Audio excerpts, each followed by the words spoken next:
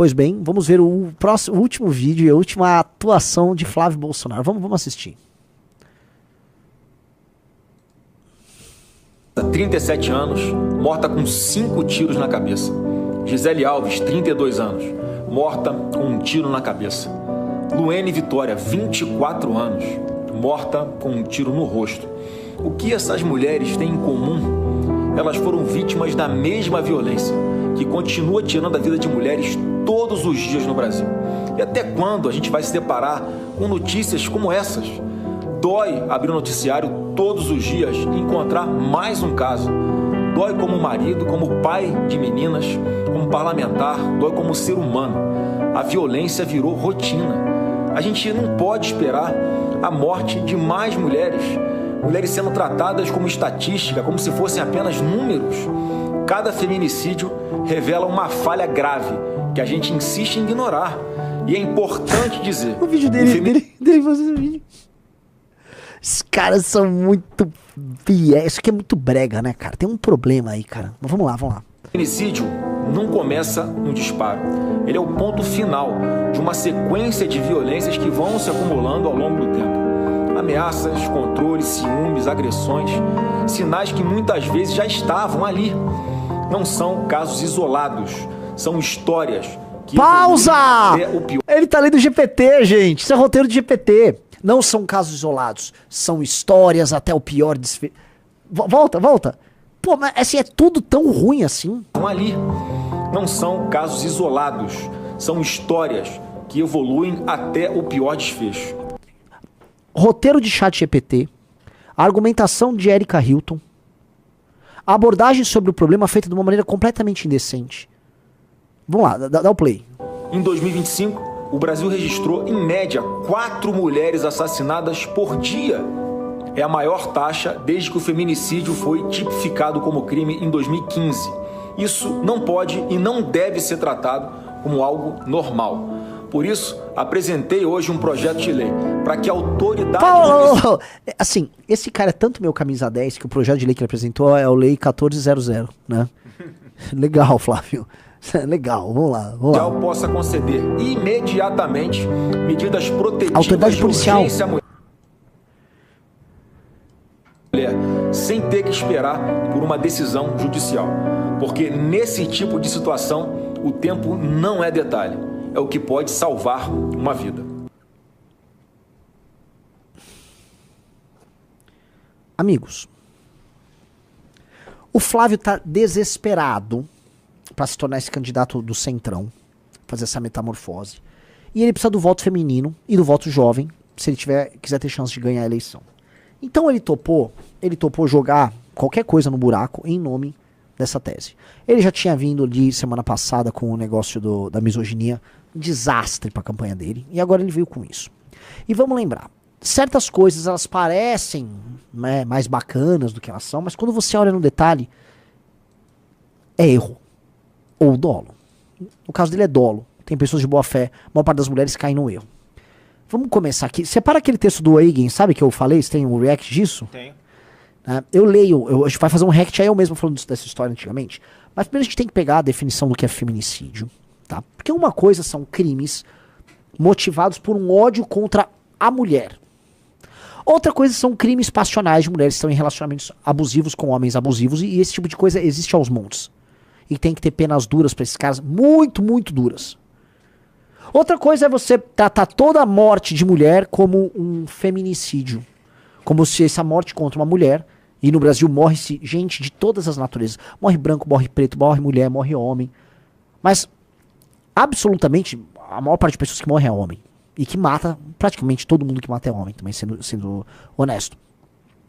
Então ele pega isso, ele pega, vamos dizer, essa transformação semântica que a esquerda vai fazendo disso, usa, e aí ele coloca um projeto de lei que tem como fim, ao fim, tornar cada vez mais inviável as relações entre homem e mulher, e que tem como externalidade uma cultura de medo e pânico entre homens e mulheres, porque você começa a gerar desconfianças mútuas. Foi assim que as leis trabalhistas no Brasil destruíram as relações de trabalho entre empregador e empregado, porque elas colocaram as pessoas num clima de tensão tão grande e de falta de confiança, sabendo que você pode tomar uma facada a qualquer momento, que você deixa de confiar e você apenas se protege. E é isso que o Flávio está criando. O Flávio está inviabilizando relações, porque basta uma mulher de má fé apenas fazer chamar um policial. O policial lavraria isso, como é que funcionaria? A mulher pode colocar qualquer coisa no papel, o cara é obrigado a sair da casa dele? Que loucura é essa? Veja, ninguém nega a violência contra a mulher. Ninguém nega a existência disso. Só que existem outros meios, além do populismo puro e simples. Isso é apenas populismo puro e simples. A mulher vítima de uma agressão, ela pode ir na delegacia, ela pode se afastar e ir pra casa de alguém, pode conseguir obter uma liminar na justiça da maneira rápida pra tirar o cara de lá. Agora, da maneira como tá, você vai ter as arbitrariedades das mais diversas. E volto a colocar, por quê? Por quê?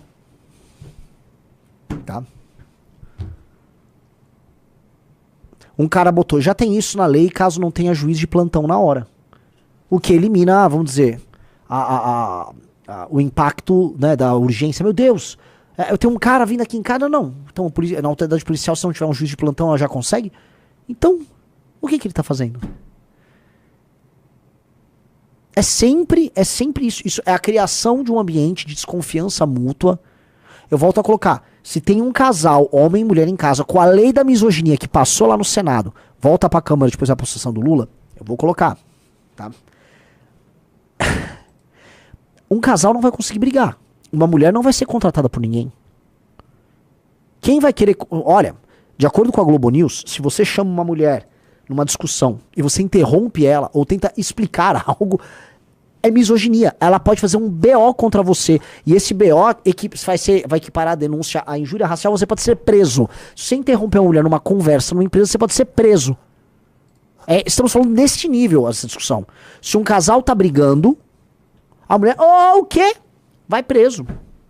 Preso! Vocês estão malucos? Vocês estão malucos? Essa história é muito Loki. E aí o Flávio, ele vai comprando. O Flávio é o maior feminista que tem. Bota a foto na tela. Ele é esse cara aí. Deixa eu explicar uma coisa. Existe violência contra a mulher no Brasil? Muito. Mas existe violência como um todo. O Brasil é muito violento. Você resolve muito isso aumentando muito todas as penas. Muito. Então o cara, bateu na mulher. O cara ameaça de bater a mulher. Já tem a Lei Maria da Penha que acelera muito esse processo. Já tem delegacias especializadas em mulher. Aí você aumenta as penas para todas as violências. Esse vagabundo vai muito preso. Nós temos que aumentar as penas. Vamos aumentar as penas, Flávio. Não precisa desse... Isso é populismo de vagabundo, que tem externalidades terríveis. Porque você está entrando numa inflexão que é sobre o conflito homem-mulher. Já você tá o quê? Produzindo pautas raciais? De conflito entre negro e branco? É o que você quer ou não é? Gente, vou tocar isso também porque é importante pra direita vencer a eleição.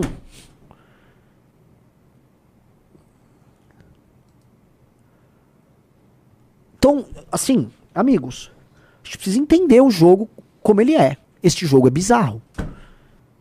Posso botar um trecho seu de uma live de 3 meses atrás? Sim. Veja só eu falando sobre esse tema. De subculturas e ideologias misóginas digitais, como as comunidades Red Pill, Incel, MGTOW e outras vertentes que, embora tenham nascido em ambientes virtuais estrangeiros, encontram forte adesão no Brasil.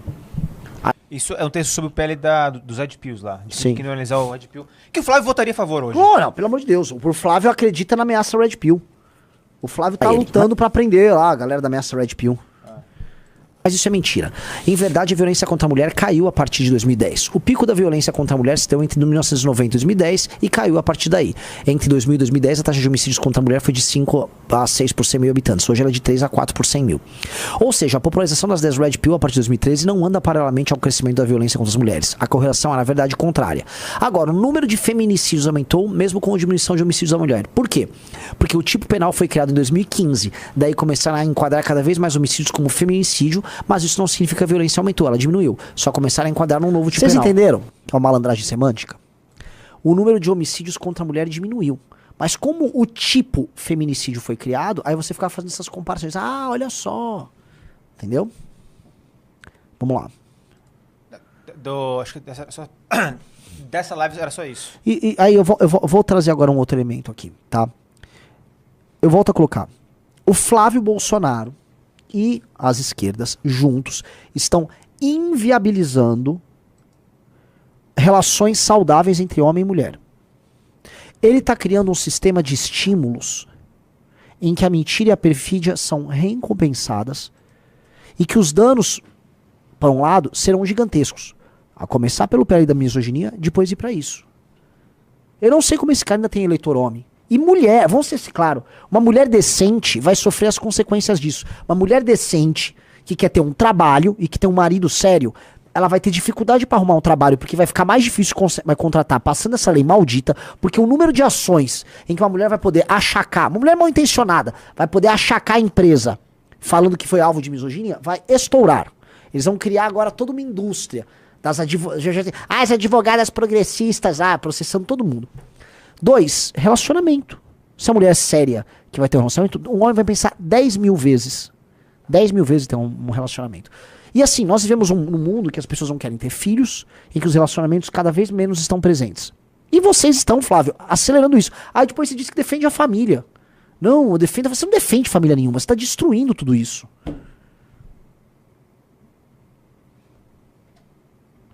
Ele apanhou, o Flávio, até de um cara que eu achava que ele era bolsonarista. Um rapaz masculinista que fez um vídeo 20 contra 1, 30 contra 1. Breyer. É esse aí. Vou precisar botar o volume. Tentando adquirir um público que nunca foi com a cara dele. Foi no começo. O Bolsonaro votou a favor da lei da do Brasil. Para começar, o Bolsonaro passou mais de 70 leis feministas no governo dele, tentando adquirir um público que nunca foi com a cara dele. Agora, o Flávio Bolsonaro votou a favor da lei da misoginia.